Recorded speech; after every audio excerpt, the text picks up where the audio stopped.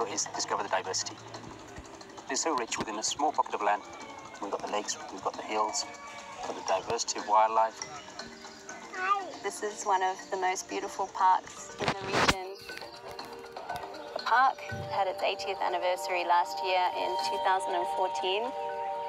Historically, it's probably got one of the best conservation stories, not often talked about because of Rwanda's position.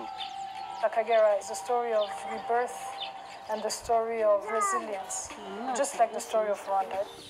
Once people come and they enjoy the experience, they see the wildlife, they're mesmerized by the beauty of the park, they're sold on the conservation of the area.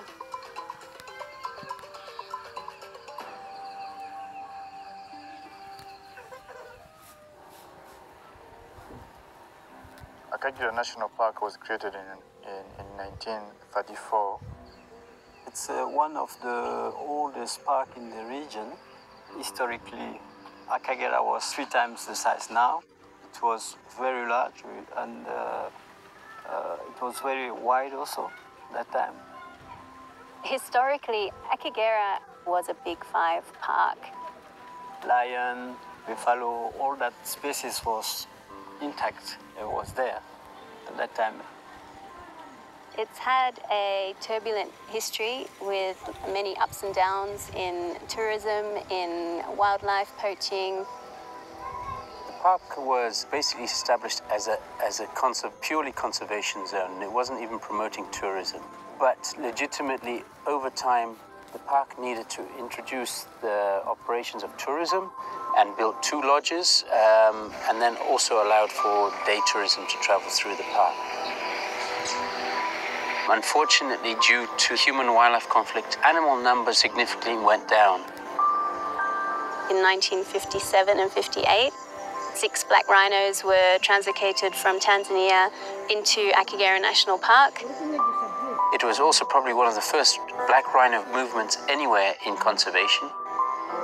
In 1975, 26 young elephants, all under the age of 2, were brought to Akagera from another part of Rwanda, which was not protected. They were brought to Akagera to repopulate the park because elephants had ceased to exist here in around the 60s, and they form the basis of the elephant population that we have in Akagera today. But also there's been other introductions of giraffe into the park. 7 were a gift from Kenya to the park, and now we have over 40. All those practices of moving game were practiced very early on in Akagera's history. Rwanda has a huge history. It goes even further back than 20 years, but the genocide is 20 years ago as of this year. Since Akagera National Park was created in 1934, it was a better and well-managed park till the coming of 1994 Rwandan genocide. Rwanda is a small country. Akagera was 10% of the country at that time. A lot of returnees coming back from exile, they needed somewhere to graze their cattle, so they moved into Akagera.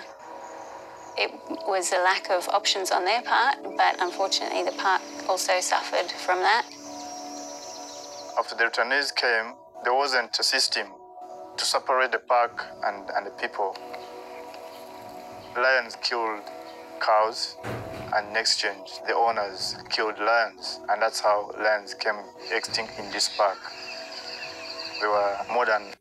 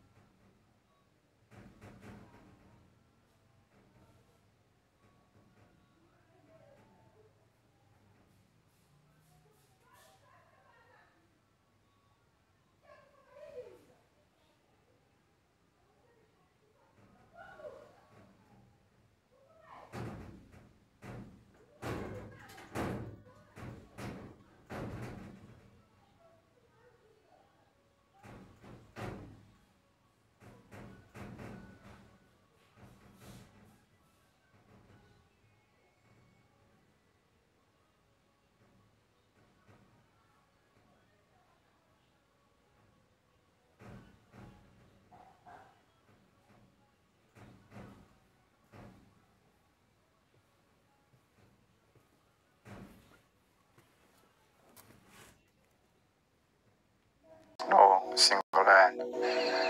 Because of the human-wildlife conflict, black rhino was also wiped out. The government was able to come back from that, was able to move people into 2/3 of the park and keep 1/3 of the park, which is still a viable size for a park. But it did take a big downward turn, and we're still dealing with some of the consequences from that now. But as of 2010, there was enough of a stock to regenerate once we've got the law enforcement and security within the park. So Akagera's history is Rwanda's history. It's not as devastating as the human loss, but also the wildlife loss was also quite big too. Akagera is a case study of us doing positive work. It was dire, it was going on the downhill slope, but we've managed to turn it around. The key animal numbers were still here to regenerate, and the government, as I said, supported us in regenerating the park.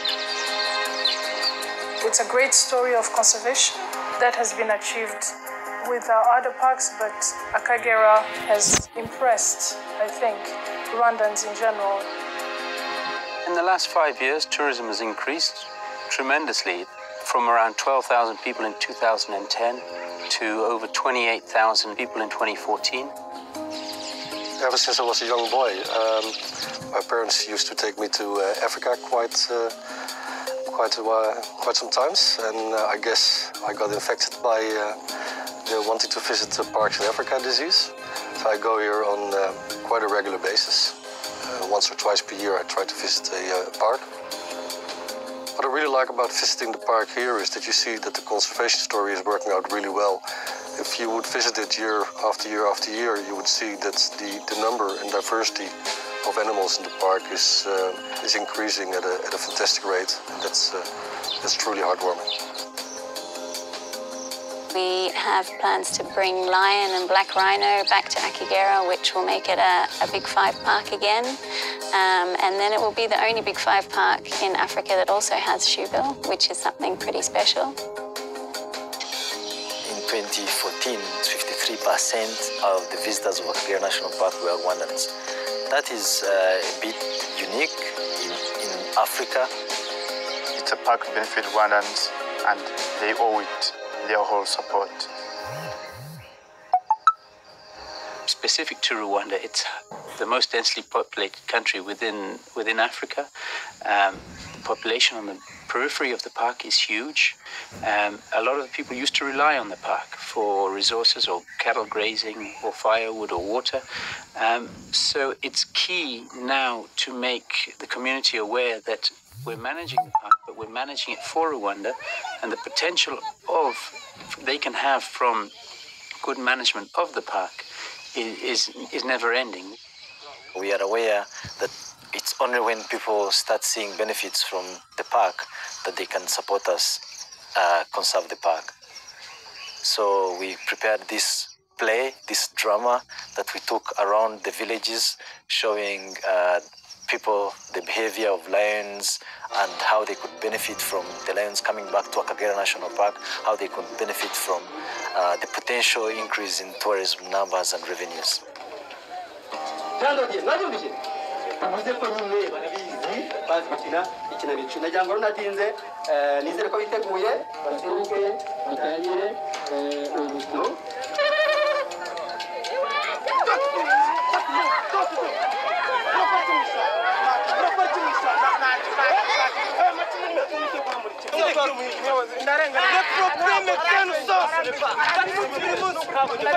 We are teaching community to protect the park, avoiding the illegal activities. Without the support of the community, the work that we're doing inside the park is not sustainable. You need to have the buy-in from the people living on the park boundary. The defense project was initiated in 2012 by the government of Rwanda, after realizing that there was no other solution to the problem of human-wildlife conflicts around Akagera National Park. It was huge, which is actually why even the lions went extinct, because the communities poisoned them after they were eating their cattle. We are trying to open this area so that we can try and push the remaining animals. Because when the fence was elected, there was a lot of animals in and out. The community now, they are helping us go and push animals inside the park.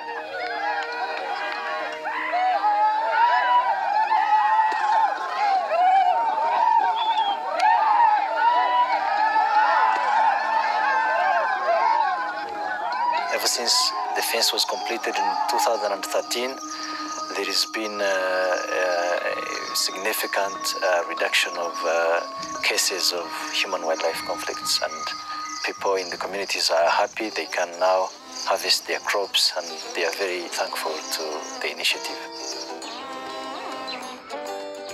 The beekeeping initiative is something that Akagera Management Company is trying to promote within the communities surrounding Akagera National Park as an alternative livelihood project.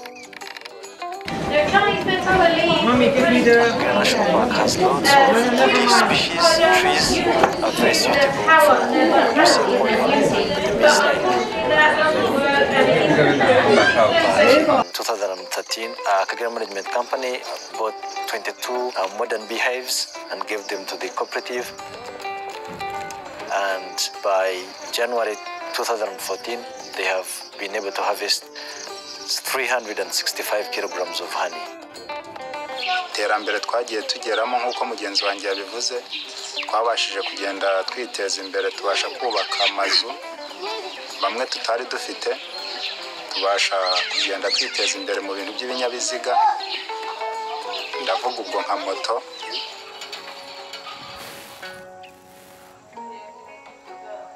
The Akagera Women's Cooperative, it's a group of women who have been doing handcrafts since 2007.